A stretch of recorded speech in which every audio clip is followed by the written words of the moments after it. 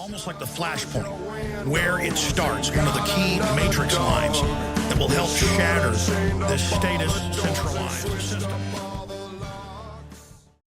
Well, hello, friends. This is Flashpoint Radio. You've come to me again or for the first time. I am your host, Jay-Z, and I thank you for joining me. The news, wow. I had too much on the plate today. I was going to touch on the NATO summit, kind of a wrap-up of what happened in Chicago over the weekend regarding the police state, but I just can't get to that information. So that will be its own standalone Flashpoint Radio. Look for that either this evening or tomorrow. Since we're not doing NATO, we're going to do an old-fashioned news blitz. I've got 12 stories that I'm going to touch on just a bit each. Links to all the stories are in the description below. Please read them yourself. Check out the information yourself. Learn how to find what's going on in the world. Learn how to follow the lines and to read the right news to give you an accurate picture of what's happening in this world. We're going to start this evening from the Associated Press. Maybe not many people knew about this. Netanyahu, African migrants could overrun Israel. So, Prime Minister Benjamin Netanyahu is warning that Israel could be swamped by illegal migrants from Africa. He said, quote, "The influx is threatening the fabric of Israeli society, its national security, and its national identity."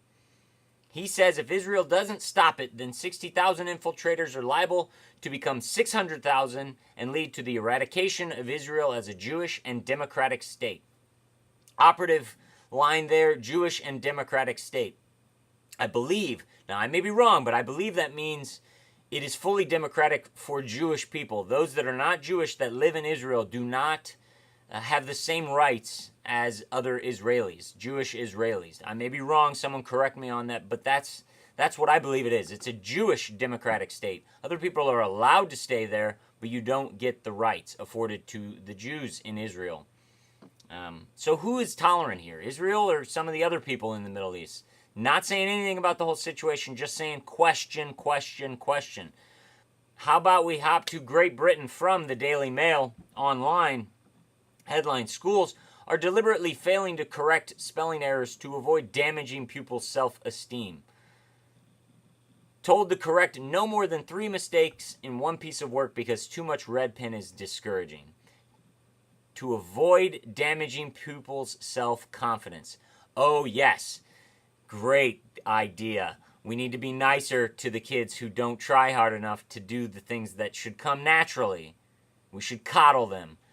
No thank you, but we're getting the British medical system, so you can be sure that we're going to get the British educational system, which gives us something like this. How about from Washington, Seattle, from cafemom.com, The Stir, cops taser pregnant woman 3 times over driving violation. Malaika Brooks was driving her 11-year-old son to school. She was 8 months pregnant, I believe, and she got stopped for speeding.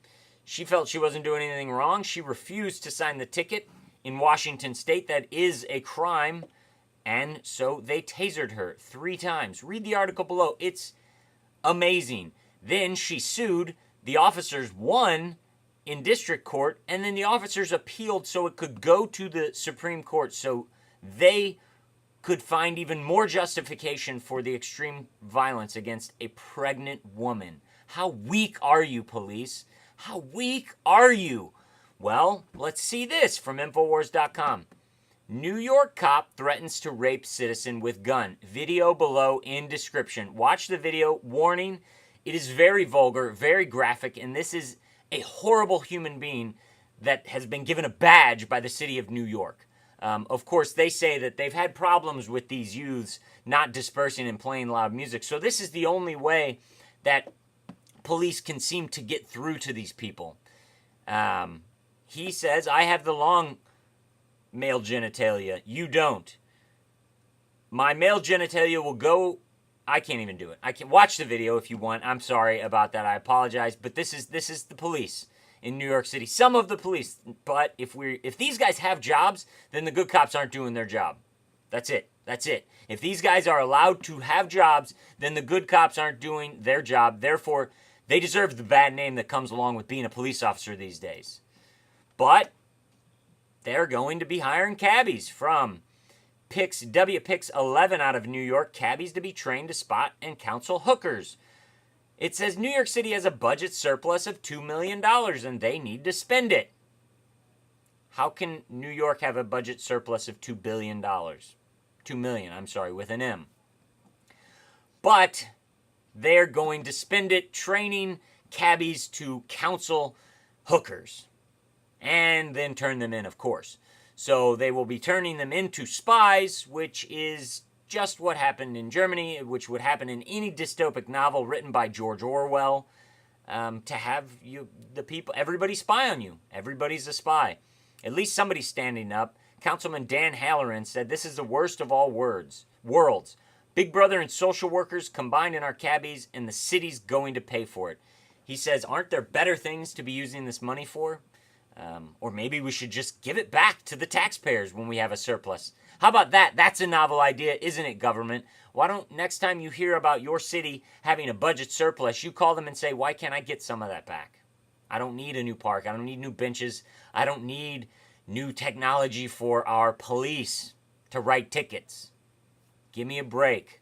But they won't need the cabbies because, as we've profiled in the last week, 2 weeks, drones are coming to your town. They're going to be flying over your head, 30,000 by the year 2020. And how about this? Since there's been so much negative press, like the near collision in Denver, the spotting outside of Chicago over a kid's soccer game, from Infowars.com, surveillance drone industry prepares propaganda blitz. Yes. Michael Toscana from the Association of Unmanned Vehicle Systems International says that they should stop calling them drones, start calling them remotely piloted vehicles, and go away from the security and privacy threat and speak to more of the reason they would need these and how they would benefit the public. Yes, propaganda by the people who are making the drones to get you to fall in line. Don't fall for it, people. If you hear someone saying that drones are good, they're brainwashed, and they need to watch Flashpoint Radio or The Alex Jones Show or another form of alternative media. From Infowars.com, how about some doublespeak? If you don't know what that is, read 1984. Clear doublespeak. TSA backlash prompts move away from pat-downs. Today, they released a statement saying they were going to back away from pat-downs, intrusive pat-downs. But, how about this? Pistole. TSA gropers being trained to feel for crotch bombs. So while they're saying less pat-downs, Pistole told Jeffrey Goldberg of Bloomberg News that the TSA has developed mock-ups of the bomb and agents are being instructed on its design and how to detect it. If done properly, it may be found, quote, Pistole said, referring to TSA pat-downs. So they're saying we know what to look for, so we're going to find it, which is more than likely vigorous squeezing in the crotch area. But on another hand, they're telling the other people who are listening that they're going to back off pat-downs. Doublespeak. Get it through your head. How about a few more stories featuring the TSA and our airport system? This comes to us from May 18th out of CBS Miami. Fort Lauderdale Airport Terminal opened after brief evacuation. A major mess due to hazardous material scare at the Fort Lauderdale Hollywood International Airport Friday shut down a terminal and caused hundreds of passengers to be stranded for nearly 2 hours. 2 hours. What was it? An aerosol can discharged in the security checkpoint area. Probably because a dumb TSA agent said, what is this? Sprayed hairspray or some other form into the air, and it got in people's eyes, which Walda Woods said she was one of the first to have a reaction, but she said that she felt better as soon as she went outside. But minutes later, emergency workers descended on the terminal and they shut it down and evacuated it. Probably hairspray in the air. But this isn't new for Florida airports. This comes December 28th, 2010. Miami Airport's Concourse D closed after aerosol can explodes. Aerosol can exploded and they closed the airport. Or they can just do something like this. How about this from Reuters? Bomb threat forces evacuation at Utah spy site, FBI says. That giant building in Utah that's going to house the NSA and is going to record literally everything you type, no matter if you are a suspect or not, it just has the capabilities to collect all that data, so why not collect it? Because the government might need it against you at one point in your lifetime. FBI spokeswoman Deborah Bertram declined to say how the threat was received, but said it led to an evacuation of the site. We found nothing suspicious, quote. U.S. officials have released few details on the purpose of this NSA security center. Well, they're not even releasing any details. They just said, there was a bomb scare, we evacuated people, we're not going to tell you what it's about, but there was a bomb scare, so we are under attack, government is under attack, general public, we need to spend more money on security because we're under attack, bomb threats everywhere. No, you're not. You're synthetically manufacturing a terror threat to dull people into a state of fear.